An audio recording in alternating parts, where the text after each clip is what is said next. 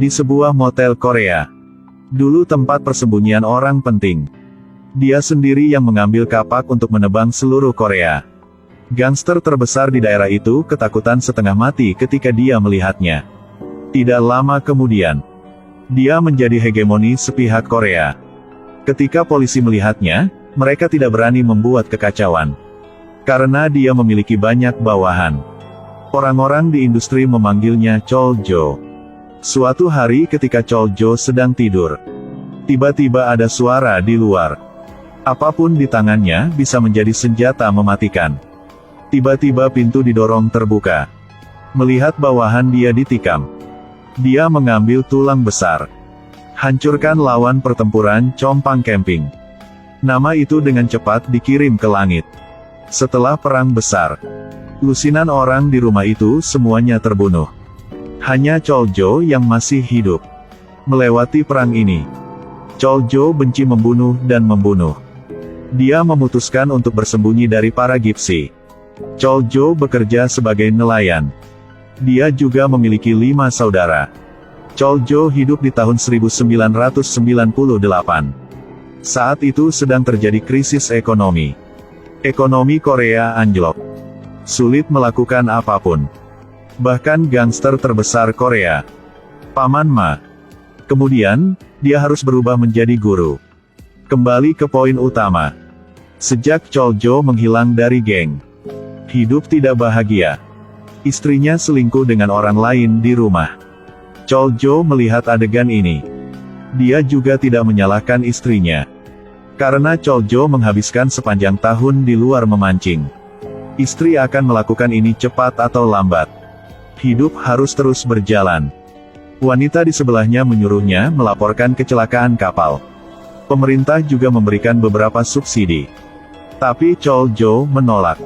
Sekarang perahu itu milik dia. Makan dan tidur semua ada di kapal. Pada malam ini, salah satu bawahan Choljo membawa seorang wanita. Dia ingin memiliki malam yang indah. Tapi di atas kapal semua bersaudara. Jadi dia ingin menempatkan gadis itu di kapal Choljo. Siapa sangka Choljo pergi keluar dan memberinya uang. Beritahu mereka berdua untuk menyewa kamar dan bermain dengan nyaman. Tidak perlu kembali. Besok pagi, Choljo merasa sulit menghasilkan uang sekarang. Untuk menjaga perahu nelayan dia memutuskan untuk membantu orang lain melintasi perbatasan. Semua orang sangat khawatir tentang melintasi perbatasan. Jika tertangkap, harus masuk penjara. Pada saat ini, Choljo muncul. Pegang segumpal uang dan beritahu mereka. Tidak ada yang bisa menolak atraksi ini. Pada malam hari, mereka menjemput sekelompok orang Korea Utara yang ingin melintasi perbatasan ke Korea Selatan. Choljo tidak berani menyalakan lampu besar. Karena ada kemungkinan ditemukan. Saat ini, di dalamnya ada seorang wanita. Mereka mengatakan bahwa melakukan industri ini dan memiliki wanita di atas kapal sangat tidak beruntung. Pepatah ini bukan klise. Tragedi datang dari wanita ini. Karena dia terlalu jauh, dia jatuh. Seorang bawahan tanpa ragu-ragu melompat untuk menyelamatkan. Choljo menyerah. Hanya bisa menyalakan lampu untuk melihat. 2 orang baru saja diselamatkan. Mimpi buruk baru saja dimulai. Di balik layar, hal yang lebih mengerikan terjadi. Karena ada perahu di sebelahnya. Agar tidak ditemukan oleh orang lain, mereka membantu orang lain melintasi perbatasan. Mereka harus menyembunyikan orang-orang itu di kompartemen ikan. Tapi di sana sangat busuk.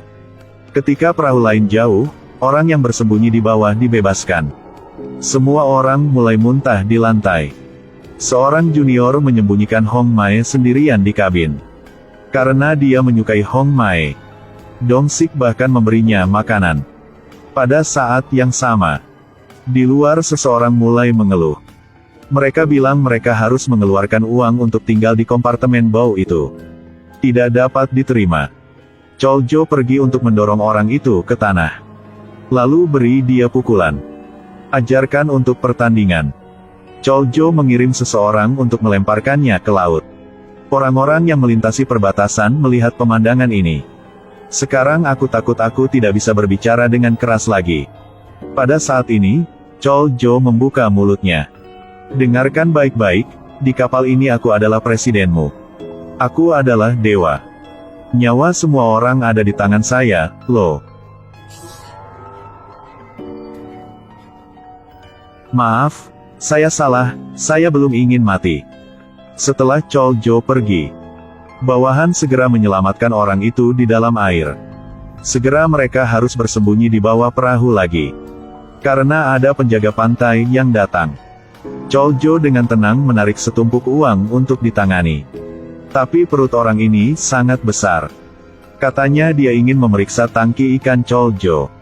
Membuat Chol Jo sangat tidak nyaman. Dia dengan pengalaman lama di dunia gelap. Siapa yang tidak berani menghormatinya? Kalau tidak hati-hati jaga nyawa sendiri. Buka dan lihat aku menguburmu di sana sekarang. Polisi sudah takut. Hanya mengambil uangnya. Hutang ini akan dihitung nanti. Setelah polisi pergi. Saat mereka membuka tutupnya. Orang-orang di dalam sudah mati. Kata bawahan. Chiller kapal bermasalah. Itu sebabnya semua orang di bawah mati. Pendinginnya rusak sepanjang waktu karena jalang ini. Sebelumnya dia bersembunyi di kompartemen kapal. Tangan menyentuh chiller. Tapi Chol Jo dan yang lainnya tidak tahu. Tiba-tiba ada yang tahu. Masih ada orang yang hidup di bawah. Chol Jo tidak menyelamatkan orang tetapi menyuruh mereka minggir. Lalu dia menutup tutupnya. Setelah semua mati, Chol Jo memerintahkan bawahannya untuk menarik semua mayat. Lalu bakar semua kertas mereka. Karena tidak mungkin menyelidiki orang yang sudah meninggal. Setelah itu, Chol Jo memberi contoh untuk yang lain. Mayat-mayat ini harus dicincang. Lalu buang ke laut untuk memberi makan ikan. Kalau tidak, tubuh akan mengapung. Apakah kalian mengerti? Kemudian seorang pria menemukan bahwa seorang wanita hilang. Dong Sik dengan sengaja mendorongnya ke samping. Karena Hong Mae disembunyikan oleh dia. Orang-orang terus potong. Hong Mae di sebelah melihat semuanya. Tidak lama kemudian, seorang lelaki tua karena dia merasa sangat bersalah, memegang kertas yang tidak terbakar untuk pergi ke polisi. Chol Jo pasti tidak mengizinkannya. Dia memukuli lelaki tua itu sampai mati di tempat. Hong Mae bersembunyi di dalam dan Dong Sik baru saja melihat adegan ini. Chol Jo juga tidak punya pilihan lain. Untuk kehidupan. Untuk saudara. Dia terpaksa melakukannya. Lalu dia melemparkan mayatnya ke laut. Dong Sik dan Hong Mae melihat seluruh proses pembunuhan Chol Jo. Dia memutuskan untuk melindungi Hong Mae. Kemudian keduanya terjalin satu sama lain. Saat Dong Sik naik perahu, Ho Yang tanya, "Kemana perginya orang tua itu?" Dong Sik bilang dia tidak tahu. Orang tua itu baru saja dibunuh oleh Chol Jo. Kemudian semua orang mulai mencari. Siapa sangka Hong Mae ditemukan oleh Oh Nam. Tidak ada cara lain untuk datang ke negara ini. Dong Sik menyuruhnya untuk tidak mengatakan apa-apa. Hong Mae sudah menjadi milik dia. Oh Nam setuju. Semua orang di kapal bersiaplah untuk pergi memancing seperti tidak terjadi apa-apa. Sedetik kemudian, Oh Nam kembali ke dalam. Dia juga ingin bersenang-senang dengan Hong Mae. Dong Sik tiba. Keduanya segera melompat ke perkelahian. Chol Jo mendengar suara itu dan juga datang. Dia melihat dari dekat. Ternyata masih ada orang di kapal yang melintasi perbatasan. Dong Sik memohon pada Chol Jo untuk membebaskan Hong Mae. Chol Jo tidak mendengarkan. Harus membunuh Hong Mae. Lalu Chol Jo menamparkan Dong Sik beberapa kali untuk membangunkannya. Apakah kamu tidak pernah melihat seorang wanita? Jika mereka mempertahankan Hong Mae, itu akan menjadi bencana mereka.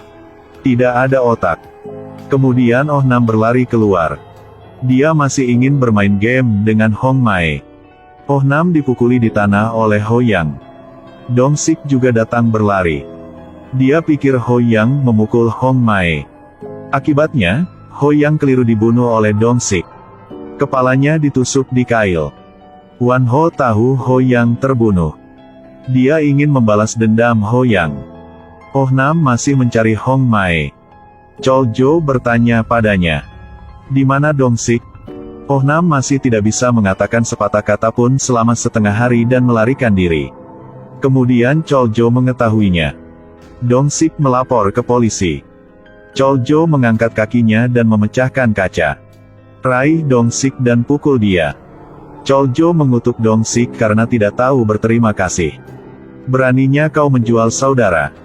Choljo melemparkannya ke kompartemen ikan. Siapa sangka Hong Mae juga bersembunyi di sini. Mereka hanya berbicara beberapa kata. Oh Nam segera menemukan mereka. Masih memikirkan Hong Mae. Keduanya segera melompat ke perkelahian. Kemudian Wan Ho melompat turun juga.